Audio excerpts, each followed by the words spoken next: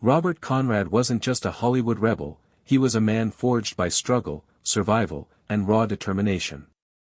Born as Conrad Robert Falk on March 1, 1935, in the tough streets of Chicago, he was raised by a single mother during one of the most unforgiving eras in American history. Long before the fame, long before the cameras rolled, Conrad's life was shaped by grit, working blue-collar jobs like truck loading and milk delivery just to get by. But those early hardships didn't break him, they built him. That same no-nonsense, hard-edged spirit would later fuel his on-screen characters, and spark a real-life hatred that Hollywood still whispers about. Because when Robert Conrad hated someone, he made sure the world knew it. And no one received that fury more than Ross Martin. But why? What happened between these two icons of classic television that turned admiration into animosity? Robert Conrad's rise to fame wasn't handed to him, it was earned with blood, sweat, and undeniable presence. After relocating to California with nothing but ambition and grit, he juggled stunt work and acting lessons, refusing to let rejection define him. That lethal mix of physical toughness, natural charisma, and relentless drive quickly caught Hollywood's eye. Warner Brothers took notice and cast him in Hawaiian Eye, 1959–1963, where he lit up the screen as Detective Tom Lopaka, a bold, fearless private investigator who oozed confidence and charm. But it was only the beginning. When Conrad stepped into the role of Secret Service agent James T. West in The Wild Wild West, 1965–1969, television changed forever. This wasn't just another Western, it was a genre-bending spectacle that fused espionage, sci-fi, and cowboy grit. And at the center of it all was Robert Conrad, redefining what a TV action hero could be.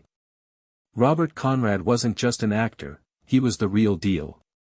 Performing most of his own stunts, he embodied the fearless action star long before it became a Hollywood trend. His raw physicality and commitment to authenticity captivated audiences, setting a new standard for what it meant to be a tough guy on screen. But it wasn't all brawn, his on-screen chemistry with Ross Martin, who played the clever and witty Artemus Gordon, brought heart and humor to The Wild Wild West, turning it into a beloved fan favorite and an enduring cult classic. Conrad's dominance didn't end with one iconic role. He continued his television reign with Ba Ba Black Sheep, later renamed Black Sheep Squadron, where he portrayed the legendary World War II flying ace, Pappy Boyington. The role let him channel his deep respect for military heroism while showcasing his dramatic range. From Assignment Vienna to The Duke, and a string of successful made-for-TV movies under his own banner, Conrad Productions, he proved his range time and again. Whether playing a cowboy, a soldier, or a detective, every role was grounded in gritty realism, and every performance carried the unmistakable weight of a man who had lived what he played. Beyond acting, Robert Conrad was known for being just as tough in real life as he was on screen. He was known to dislike action doubles and insisted on being physically real, even as he got older. His commitment to realism in his roles inspired many other actors, who admired his straightforward way of telling stories. Later in life, he also hosted the famous radio talk show The PM Show with Robert Conrad. On the show, he interacted with fans and talked about his long career in a way that made people like him. He was always honest and funny. Robert Conrad's personal life was centered around his family. As a husband and father, he was very much who he was outside of work. Joan Kenley was his first wife. They got married in 1952, when he was just starting out as an actor. Their marriage lasted 25 years, which is pretty amazing in the show business, where relationships often end badly. They raised 5 kids together, making the house very busy and full of life. Even though they ended their marriage in 1977, they did so in a very friendly way. There were no scandals or rumors of bad feelings in public, and they kept up a respectful and friendly relationship for the sake of their children. Friends and family often said that the two stayed supportive of each other even after they broke up romantically. This gave their children a sense of security and continuity. In 1977, that same important year, Conrad met Lavella Ione Fan, the young woman who would become his second wife. This was the start of a new phase in his personal life. Their meeting wasn't like any other. At the time, Conrad was 43 years old and a famous TV star. She was the host of the Miss National Teenager pageant, which honored American teens and young adults for their poise, skill, and academic success. Lavella, a teenager from Howard, Georgia, who was very calm and successful, won that year. Even though their meeting was planned by a professional at first, it quickly turned into a love one. Even though they were very different ages, Conrad was 25 years older than her. They shared beliefs, goals, and ideas about family that brought them together. Their friendship grew stronger, and they got married and started a second family together. The marriage led to 3 children, which added to Conrad's reputation as a great father. He took on his new role in this blended family with energy and dedication, and he often talked about how proud he was of his children from both marriages. But in 2010, after being married for more than 30 years, Robert and Lavella split up. This split, like his first, was handled with maturity and respect for each other. They kept talking to each other politely, and Conrad kept close ties with his kids from both marriages. Interestingly, Conrad's 2 sets of children were known to get along wonderfully, even though mixing 2 families, especially ones with kids from different generations, can be hard. People often said that Conrad's consistent parenting style and focus on love, loyalty, and punishment were to blame for this rare harmony. His family had strong beliefs and a strong sense of unity. He worked hard to make sure that all of his children felt loved and supported in the same way. The fact that his children from both marriages stayed close to each other was said to show how influential and good he was. Robert Conrad loved his family so much that it showed in his work as well. He often worked on TV projects with his kids, which brought his real-life role as a dad into his on-screen life. Shane Conrad, his son, joined him on the TV show High Mountain Rangers in 1988. Robert created and acted in the show. Shane also worked with him on the 1989 spin-off Jesse Hawks. Christian Conrad, another son, shared the show with his dad and Nancy, his daughter. In many of the plays she was in, Conrad played strong, successful women who reminded her of her father's ideal. These partnerships were more than just business decisions. They showed how much Conrad cared about his family and how he thought values should be passed down through shared artistic activities. Along with his children who were in front of the camera, Joan Conrad, another daughter, took a different path behind the scenes. She was successful as a TV director and made a contribution to the entertainment industry from a production point of view. Robert taught his kids to be disciplined, work hard, and be artistic, and her work showed what he taught them. He was always very proud of Joan's achievements, which he saw as a reflection of the ideals he and her mother had taught her from a young age. In the end, Robert Conrad's home life was a big part of who he was. He was a lot more than just an action star or TV star. He loved his children very much, treated his ex-wife with care, and put family ties above all else.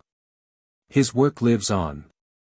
Not only through his famous movie parts, but also through his children and grandchildren, who will remember him and carry on his spirit. If you look at all the people Robert Conrad worked with during his long and often heated career in Hollywood, his co-star Ross Martin was the one who caused the most anger, stress, and hostility.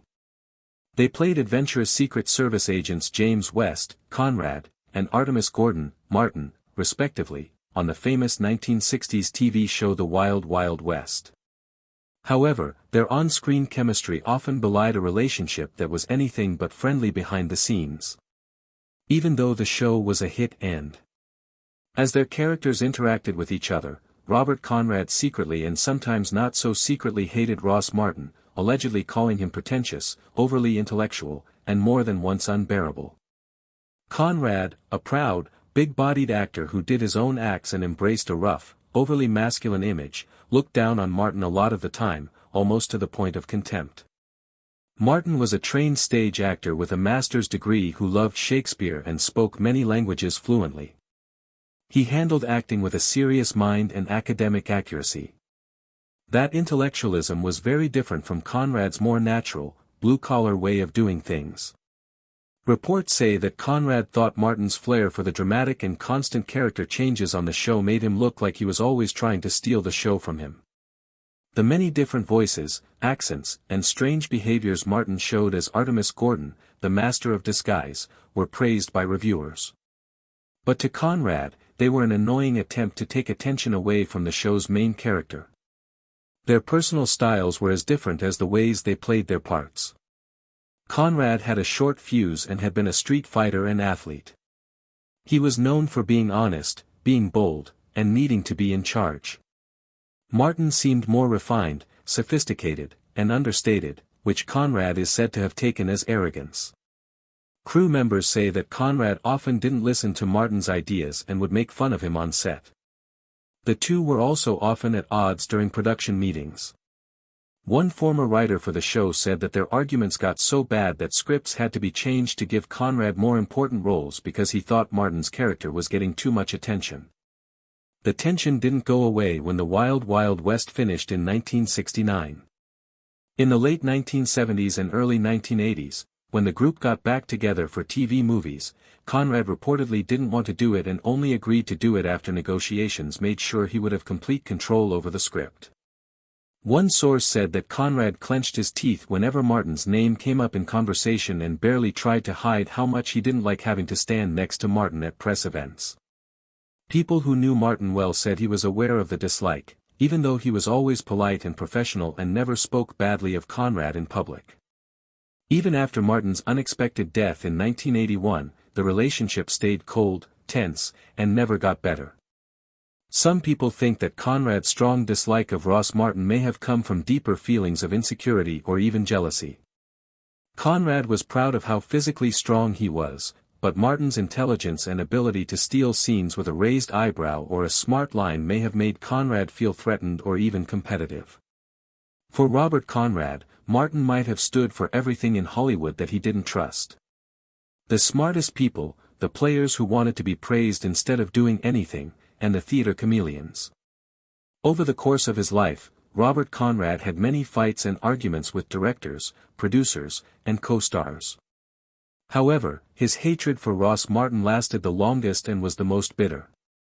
Two stars were in a secret Cold War behind the scenes of one of the most popular action shows on TV. One man brought fire and fists, and the other brought calm and polish. The cameras showed Conrad and Ross Martin having fun together, but Conrad's true feelings toward Martin were still dark, deeply rooted, and clear to anyone who knew him. At the nighttime of March 31, 2003, a tragic and life-altering occasion passed off that could forge a protracted shadow over the final years of Robert Conrad's life. At the same time as driving his Jaguar on a stretch of dual carriageway 4 within the far-flung and winding Sierra Nevada foothills close to his residence in Alpine County, California, Conrad lost manage of the car and crossed over the middle median. In a breakup 2D, his automobile collided head-on with a Subaru driven via 26-year antique Kevin Burnett. The impact of the crash became catastrophic. Both men sustained grave accidents. Conrad, then 68 years antique, suffered multiple traumas, and Burnett's accidents had been taken into consideration critical and lifestyles threatening. Investigations discovered that Conrad were below the have an impact on of alcohol on the time of the crash. His blood alcohol degree become discovered to be over the criminal restriction, and prosecutors charged him with legal drunk riding. Though the case garnered enormous media interest because of Conrad's reputation as a tough man actor in such collection because The Wild Wild West and Ba Black Sheep, he did no longer try to combat the fees in courtroom. As an alternative, he entered a plea of no contest, a legal maneuver that allowed him to accept conviction without formally admitting guilt. The court docket every day the plea and he was subsequently convicted of prison DUI, using Beneath the Impact. A critical blow to his public image and a sobering second in his personal existence. The outcomes of the conviction were no longer insignificant.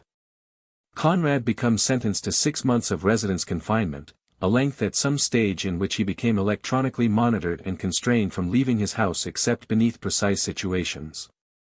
In addition, he became ordered to undergo obligatory alcohol counseling, part of a broader effort with the aid of the courtroom to cope with the underlying troubles in the back of his impaired riding. Perhaps most importantly, he became positioned on probation for 5 years, which means he might be below the scrutiny of the legal gadget and prone to harsher penalties must he re-offend. However, the legal aftermath changed into simplest part of the story. In the months following the crash, Kevin Burnett filed a civil suit towards Conrad, searching for damages for the accidents and struggling he persisted. The case was eventually settled out of court in 2004 for an undisclosed sum, a common final results in such excessive profile cases where privateness and economic confidentiality are frequently negotiated between events. The terms of the settlement were in no way made public, but it turned into extensively assumed that Conrad paid a massive amount to compensate Burnett for his pain and loss of first rate of existence. Tragically, the results of the coincidence prolonged a ways beyond the on-the-spot injuries. In 2005, simply 2 years after the crash, Kevin Burnett died at the age of 28 from perforated ulcers. His own family publicly attributed his death to headaches from the car coincidence and the hard, painful restoration he continued in the aftermath. In step with them, the trauma of the incident, each physical and emotional, had taken a lasting toll on his fitness and nicely being. Though Robert Conrad turned into in no way legally held accountable for Burnett's dying, the incident had become a haunting bankruptcy in his lifestyles, one marred through remorse and sorrow. For Conrad himself, the twist of fate resulted in debilitating accidents that could affect him for the relaxation of his life. He sustained excessive nerve harm, particularly at the proper side of his frame, which turned into left in part paralyzed.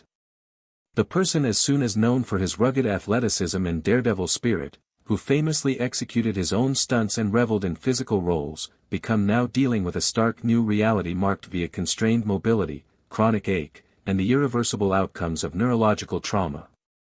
The comparison among the effective screen persona he had lengthy embodied and the bodily boundaries he now persisted could not have been more poignant. The very last years of Robert Conrad's existence have been largely spent out of the public eye as his fitness persevered to say no. Though he made occasional appearances and gave interviews reflecting on his profession, he had become increasingly more reclusive. On February 8, 2020, he passed away at his domestic in Malibu, California due to heart failure. He changed into 84 years vintage. His dying marked the give-up of a complicated and at times arguable legacy, one which spanned many years of TV and movie stardom, but changed into additionally shadowed by using personal struggles, felony troubles, and the enduring ache of an unmarried fateful night time on a California highway. Howdy.